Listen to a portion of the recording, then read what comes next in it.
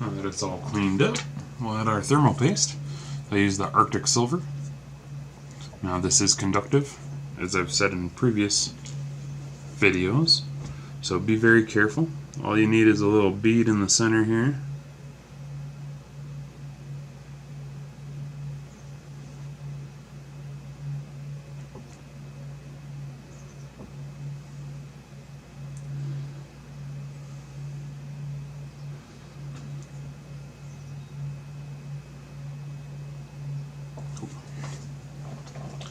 Play around with it just to make sure I get it decently in the center, and I like to try to be extra careful.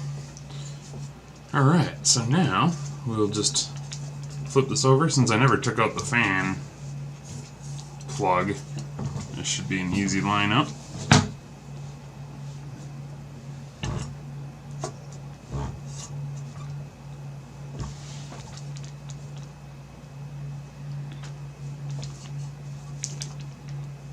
There we go, that's about perfect.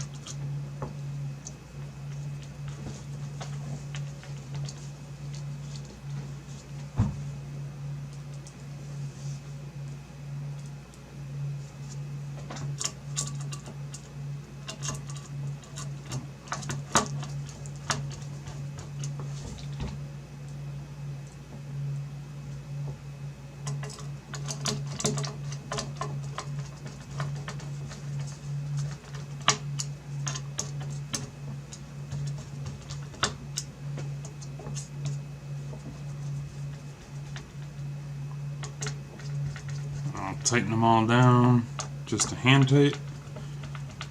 Apply a little pressure in the middle, and I'll just give them that tiny extra twist. Well, that one is still a little loose. A tiny extra twist, just to make sure I put a little pressure onto the connection between the heatsink and the CPU. Alright, and we're good to go. Make sure these two are locked. Alright, let's fire her back up.